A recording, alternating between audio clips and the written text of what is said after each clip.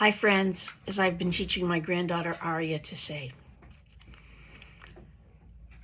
I'm about to share with you a teaching I gave at my synagogue in February called Adventures in Grief and God. My transitional synagogue, Shari Tikva, Devar Torah. And in it, I share what I learned grieving my mom and my sister. So originally delivered on Shabbat, February 18th. Today, on November 6, 2023, what would have been my mom's 89th birthday, I share this with you. Grief is not a disorder, a disease, or sign of weakness. It is an emotional, physical, and spiritual necessity, the price you pay for love. The only cure for grief is to grieve. Rabbi Earl Grolman. I've been struggling, and this struggle has been really difficult and has bent time and space. Like watching a deadline approach and knowing it will be impossible to meet, and yet it is not procrastination. This is the Jewish calendar. This is raw and deep and sometimes seems impassable, emotionally intense, and much too big to ignore or let go. It's a transition I want to make and yet do not want to make at the same time. Oh my gosh, I remember how raw that felt. I've dipped my toes in, and I do not like how this feels to acknowledge. This is about life and death, grief and God. I'm talking about the transition from my official obligation to say Kaddish to zero obligation. I'm calling this time my ma'avar, my transition. Many of you watched on Facebook from December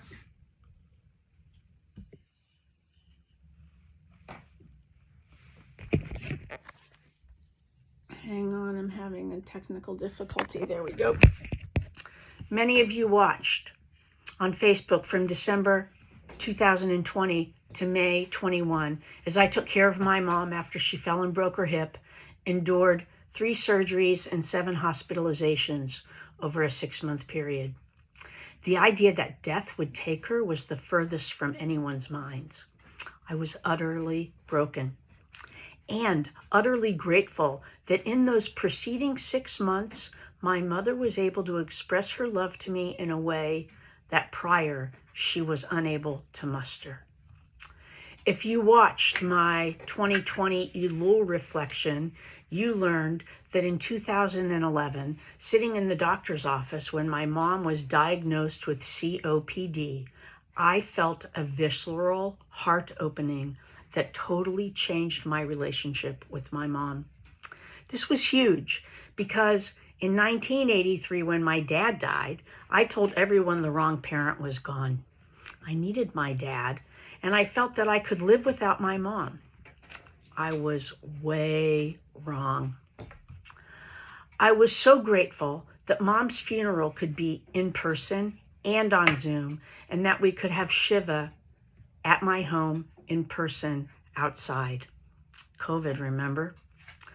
I searched for a daily minyan I can do on Zoom and found 2. Every Thursday at noon, I zoomed into Kaddish Club, and I still do, with Labshul out of Brooklyn, New York, I love the name because it's a club no one wants to belong to and yet deeply, desperately needs. I also Zoom with the local B'nai Yeshurun Synagogue weekday minyan. I developed new communities. I also came back to attending Shabbat morning services. I needed my shul in person when my mom died, May of 2021. Many remarkable things happened.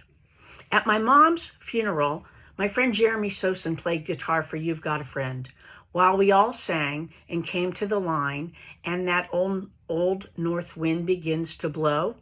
Well, that old north wind did blow. I almost stood up instinctively but resisted. There was an audible gasp, a moment of Wow, the tent was flapping. When Rabbi Scott came to the podium, he declared, "I have no words." It was absolutely clear to all of us that my mom was present, and she let us know.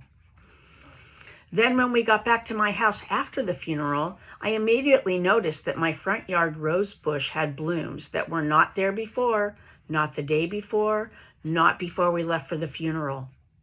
I counted 18. In total, throughout the season, the rose topped out at 23 rose blossoms at one time. Now, I've had this rose bush since 2004. Never, ever had it bloom so much. My mom's Hebrew name is Shoshana, which means rose. I began calling the rose bush Mama.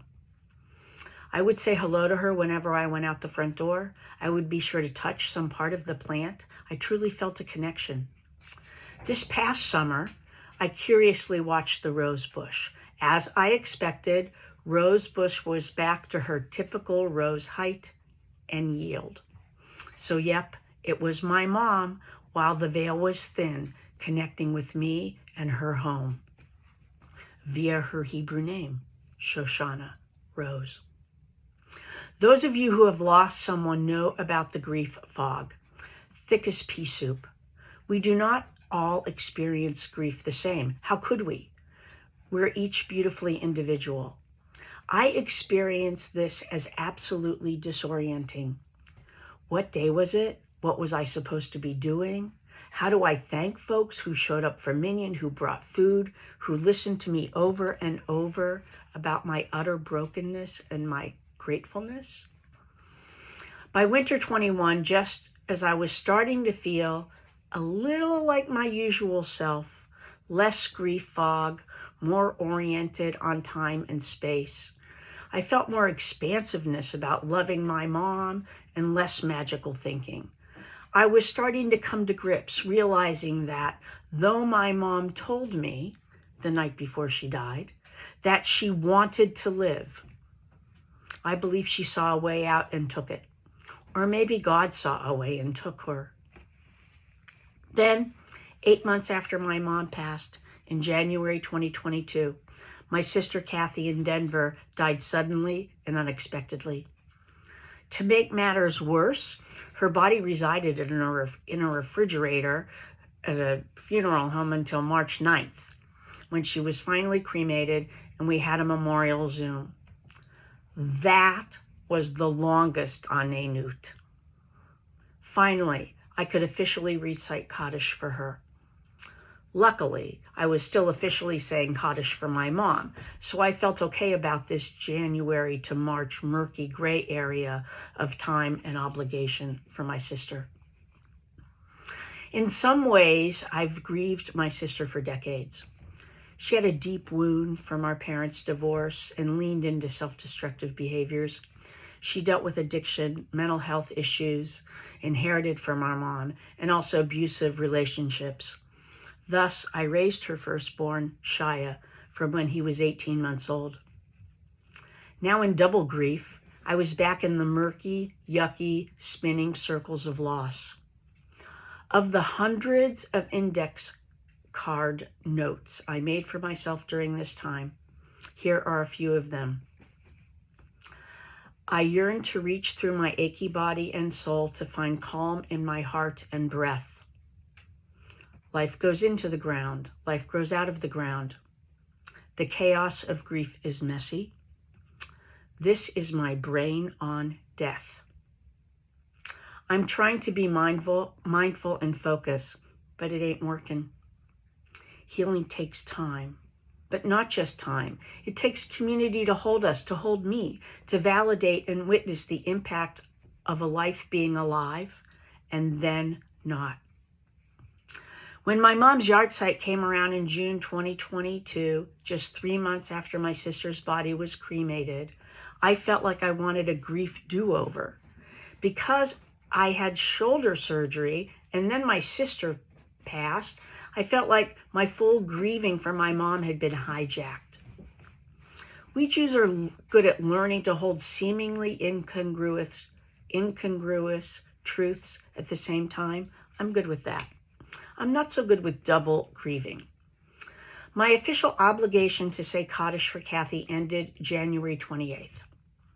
I tried not saying Kaddish on the Zoom minions, and wow, did I feel guilty, unnatural, and uncomfortable. After a few tries, I resumed saying Kaddish. With my focus on my sister, I was surprised when I got the shul yahrzeit notices for Kathy and my stepmom in the same envelope. The way the Gregorian and the Jewish calendar plays out this year is deep and complicated. So Kathy's first yahrzeit was the week before I delivered this Devar Torah. It was the evening of February 13th. Happened to be Shaya's birthday. On one level, this is beautiful sacred synchronicity. On another, it jabs at quite fractured relationships. My stepmom, Aileen, passed on Shaya's birthday in 2007.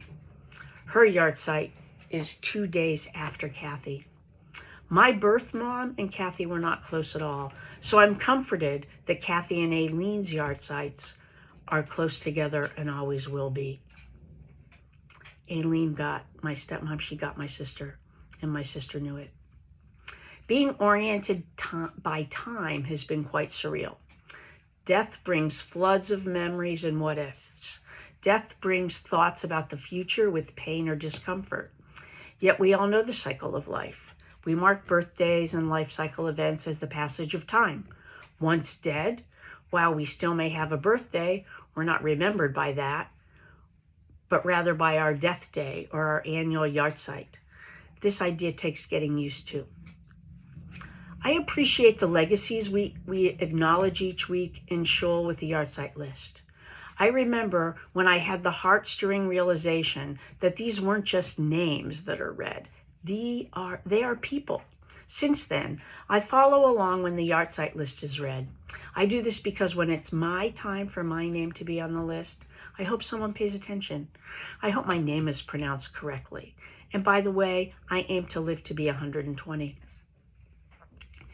It was important to me to have my grief recognized. So I asked Rabbi Scott if, in addition to the weekly yahrzeit list, he could also read the names of those we've lost this past year. It so helped me to hear my sister's name move from the last name to be read because she was the most recent who died, to the first name to be read because she was the longest ago that had died. And today will be the first day her name is off that list. So I hope this new practice provides comfort to others. Recently, I started to visualize a different World Wide Web. This is a web of souls that are simultaneously infinite and finite.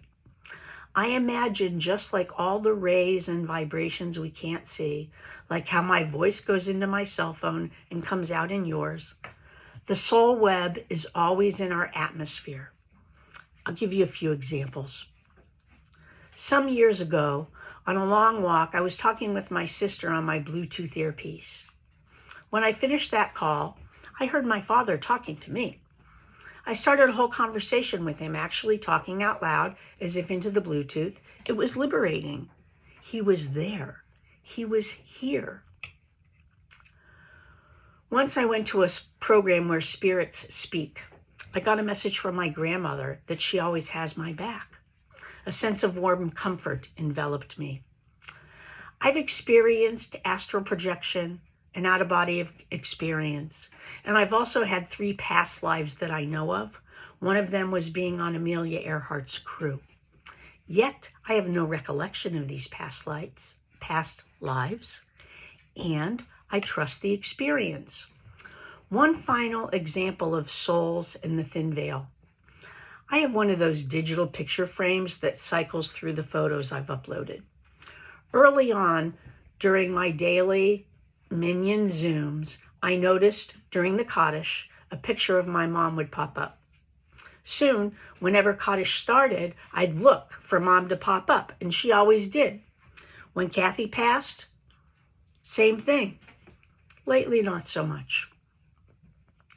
During this double grief time, I was drawn to deepen my Jewish practice, and I found myself drawn to books about death. I read Lost and Found by Shaker Heights natives Catherine Scholes. Then Living a Year of Kaddish by Ari Goldman. I watched an amazing documentary by Andi Timoner, Last Flight Home, about her father's choice to die and the death with dignity laws in California. Now I'm reading Does the Soul Survive by Rabbi Eli Kaplan Spitz. Because my grieving has been such a disjointed, tumultuous, and profound experience, as I saw on the calendar that it was coming to an end, I was yearning for a way to mark this time. It's simply changing. Just like Shiva provides such comfort to mourners at the beginning of loss, I sought another way that would officially mark the end of my aval, my Kaddish obligation. So here I am, sharing my journey with you, a way to mark this time and space. You are a witness to my testimony. You are my Kahila Kadosha, my sacred community. While deep in grief, I allowed myself to be unmoored, to let the sea of grief gently or not so gently soothe my heart and soul back towards wholeness. Shalema. Trust me, I have a way to go. I still have a mom and a sister. They just aren't in this dimension, this realm anymore. I trust that my Jewish practice elevates the souls of my mom and sister. I further testify that the grief has opened my heart, body, and soul to experience prayer more intensely. By cultivating the raw emotions of experiencing loss, instead of hiding or stifling them, helps me feel closer to God as well as to my mom and sister.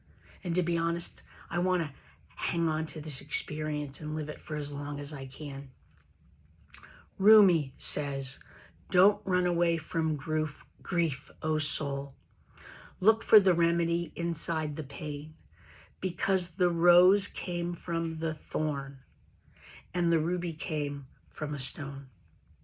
Thank you, thank you, thank you.